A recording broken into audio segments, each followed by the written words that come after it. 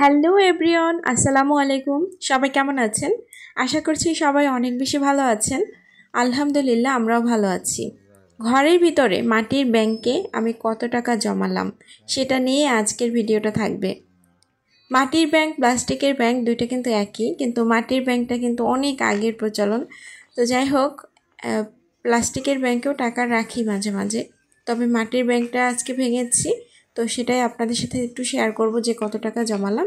আমার মাটির ব্যাংকের ভেতরে যে টাকাটা জমিয়েছে, এই টাকাটা হচ্ছে পুরোটা টাকাটাই হচ্ছে 1000 টাকার নোট এবং 500 টাকার নোট। এখানে 100-200 টাকা বা মানে খুচরা যে টাকাগুলো আছে সেটা নাই, একদম বড় নোটগুলোই কিন্তু এখানে রাখা হয়েছে। দেখতে পাচ্ছেন কতগুলো টাকা।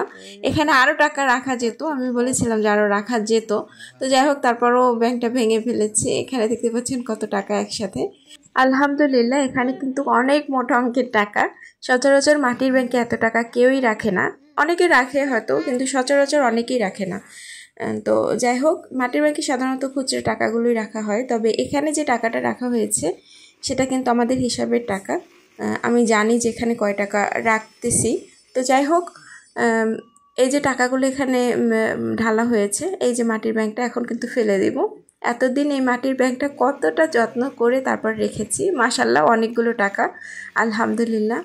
তো আর এখন কিন্তু এই মাটির ব্যাংকটা আর যত্ন করব না, এটা হয়ে যাবে এখন ডাস্টবিনের খাবার, তাই না? তো এইভাবেই আসলে এটা কিন্তু এখন আর কোনো কাজেই লাগবে না, এটা ফেলে দিতে হবে। মাটির ব্যাংকটা এমনভাবে ভেঙে গেছে, আসলে এটা কোনো কাজেই আসবে না। তো যাই হোক, গ্রামে হলে হয়তো এটাতে গাছ লাগানো যেত, আর আমার যেহেতু ফুলের টব আছে তাই আর গাছ লাগানোর চেষ্টা করব না। আমার দুইটা ব্যালকনি ভরাই হচ্ছে ফুল গাছ, তো এখানে রাখার মতো তেমন একটা জায়গাও নাই। এটার এখন স্থান হয়ে যাবে ডাস্টবিন। তো এতদিন কতটা যত্ন করেছি, আর এখন হয়ে যাবে স্থান ডাস্টবিনে। তো এইভাবেই আসলে। তো যাই হোক, কয় টাকা জমালাম সেটা একটু পরে বলছি, কারণ অফ ক্যামেরাতে আমি টাকাগুলো গুনে তারপর আপনাদের বলবো যে এখানে কয় টাকা হয়েছে। যদিও একটা হিসাব আছে, তারপরও এই টাকাগুলো গুনে দেখতে হবে যে আসলে টাকাগুলোর পরিমাণ ঠিক আছে কিনা।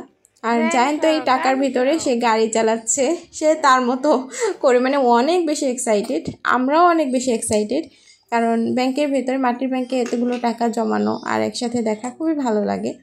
এই টাকাগুলো যদি জমানো না হতো তাহলে কিন্তু এদিক সেদিক খরচ হয়ে যেত। আজকে জমা হয়েছে বলে কিন্তু অনেকগুলো টাকা একসাথে জমা হয়ে গেল। আসলে টাকা এদিক ওদিক খরচ না করে যদি জমানো হয় তাহলে কিন্তু একসাথে অনেক টাকা হয়। এটা যদি আমরা সবসময় বুঝি তাহলে কিন্তু আজে বাজে কাজে আসলে টাকা খরচটা করি না।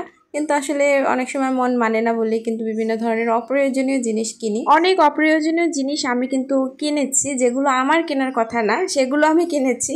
তো বাসার টুকিটাকি এটা সেটা অনেক কিছু কিনেছি। তো সেই সব জিনিস যদি আমি না কিনে টাকাগুলো যদি জমাতাম তাহলে কিন্তু আমার কাছে বেশ খানিক লাখ টাকা হতো, মানে অনেক লাখ টাকা হতো আমার হাতে এখন। আসলে এইসব জিনিস আসলে বুঝি না, অনেক সময় অনেক জিনিস দেখে কিনতে মন চায়, তো যার কারণে আসলে ওই সময় জমা করা হয় না। তো যাই হোক, আপনাদের বলবো যে সবাই কম বেশি টাকা, প্রয়োজনীয় জিনিস কেনা উচিত, তবে অপ্রয়োজনীয় জিনিস না কিনে টাকাগুলো জমানো আসলে ভালো, অনেক সময় বিপদে কাজে আসে। তো টাকার বান্ডেলটা নিশ্চয়ই দেখতে পেয়েছেন যে লাস্টে কত টাকার মতো হয়েছে, মানে এটা বান্ডেলটা কত মোটা হয়েছে। তো এখানে 1,77,000 টাকা জমা হয়েছে, আলহামদুলিল্লাহ। মাটির ব্যাংকে 1,77,000 টাকা জমা, তো এর চেয়ে আর বেশি কি চাই। তো যাই হোক, সবাই দোয়া করবেন, আর ভিডিওটা ভালো লাগলে লাইক, সাবস্ক্রাইব এবং আমার ভিডিওটা শেয়ার করে দিবেন। ধন্যবাদ সবাইকে।